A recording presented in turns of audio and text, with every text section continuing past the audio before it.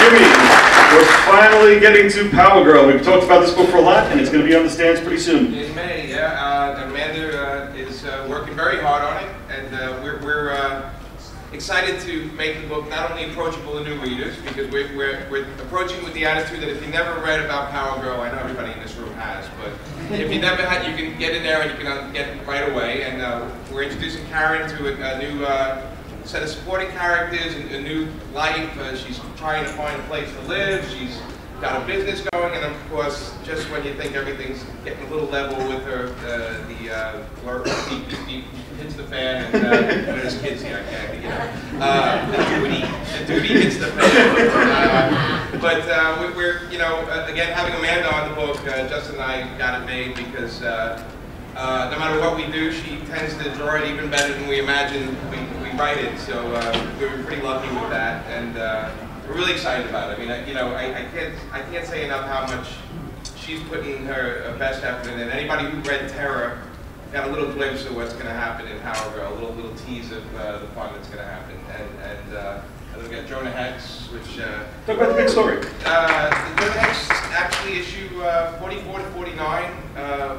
Not only do we have all the supporting characters in Hex, from Tallulah Black, Bat and who are actually having it's a six-part story, which is the first time we've done that with the series, and it's going to be about Turnbull, which is Hex's nemesis from the old series way back when, and actually they announced for the Jonah Hex film that John Malkovich is actually playing Turnbull in it. So between Josh Brolin and John Malkovich, it sounds like it's shaping up to be a pretty cool flick. So really excited about that. Again, we have a six-parter where we've been feeding you basically done-in-ones for the past 4 years.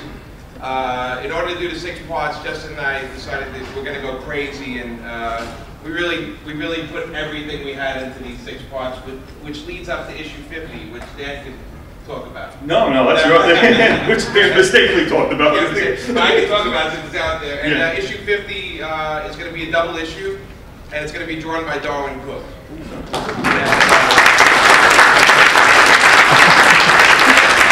We have for that is very worthy of the 50th issue, because no matter what we had to do, number one, we had to sell Darwin on doing it, so I had to hit a certain couple of things there, and like I said, it's going to be a really good year for Hex, and again with Warner Brothers doing a Hex film, I think for the fans they're going to get a lot of fun stuff coming up this year.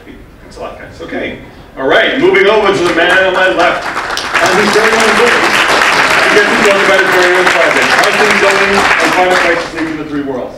Well, one of the things here about getting the books done faster, oh gosh. Well,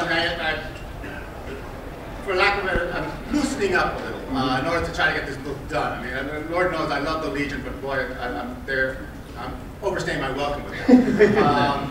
I've had a great time. Obviously, the book, because it's 30 pages each issue or more, and all the characters take me a little longer than I anticipated, and it's a very complex story. But I'm very grateful that everyone seems to be thinking it's worth the wait, but I don't want you to keep waiting until basically your grandchildren are really into the next copy. So I'm finishing that so that I'll get the last issue out. My goal is to get it out by May.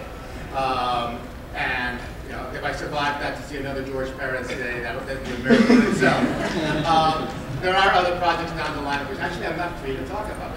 Because I'm sitting next to him.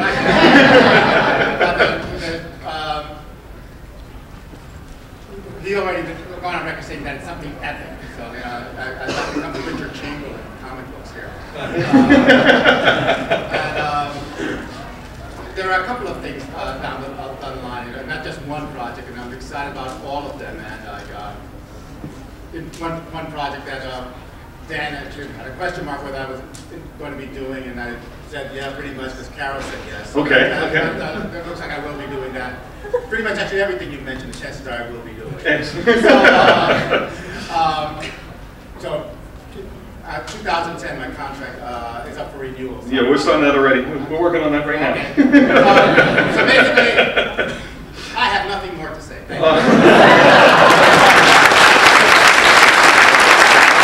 you. Issue 1 comes out April 1st. Those of us who enjoyed Greenlantern Rebirth, Sinestro Corps, and everything we did on Greenlantern, you must come along. We need you. Flash needs you, and really looking forward to kicking your asses upside down. Thanks so much.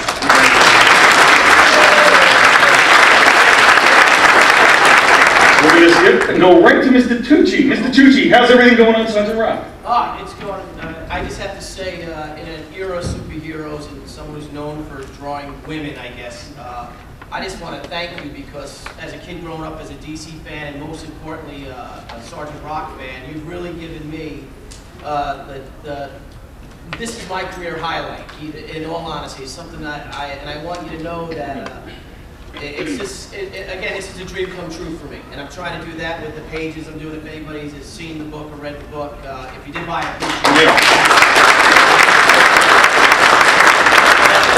You just made my dream come true, and I appreciate You know, Billy, but you should also, I mean, honestly, give it a little background about the story, because even though it's out there, the story of the assemblage book is just fascinating. Yeah, it's basically the story, for those who don't know, it's a story of several men trapped up on a hill after a botched Allied offensive, and for 6 days and nights they hold out against 7,000 German troops. It's 275 men. It's called the Lost Battalion. And after repeated attempts to break through to them, there's a general who he's facing a terrible, a disaster, political disaster, an American general, and he decides to send the Japanese-American troops in, the 442nd Regimental Combat Team, and he literally sends them on a suicide mission to try to break through to these guys.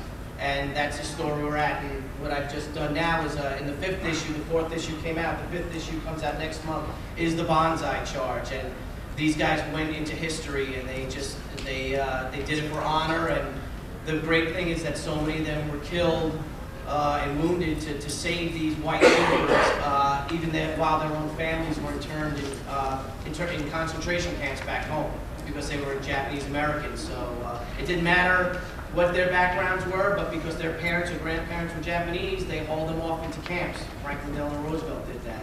And something amazing happened is that these troops, these men, these boys really started to volunteer out of these camps. And they went so far to free another while their own families were behind barbed wire at home. And I'm trying to convey that in the book. Yeah. And I want you to know that that this is much more than a page rate for me. Yeah. That I really feel for this book, and I'm trying to pour myself into it. And heaven forbid you guys give me an opportunity to do something else for you, I promise to do the same thing. And I would like to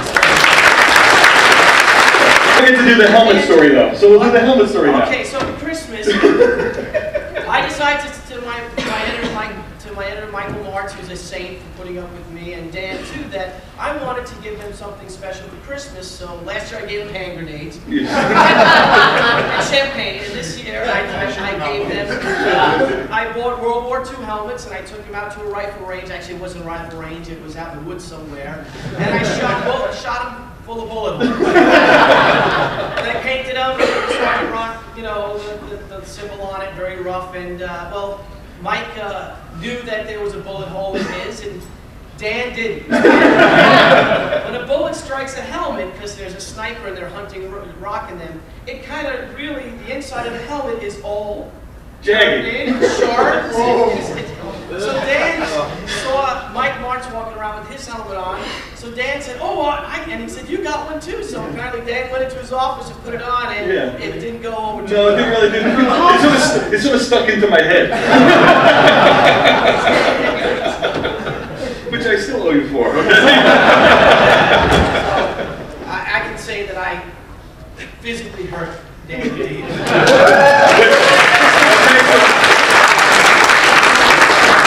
I'm happy, Billy. That's all I know. That's why I brought my mom here, because this is the first time I've seen him since. Yeah, it was really good. I offered Billy a ride over to the convention center. He goes, "No, my mom's picking me up."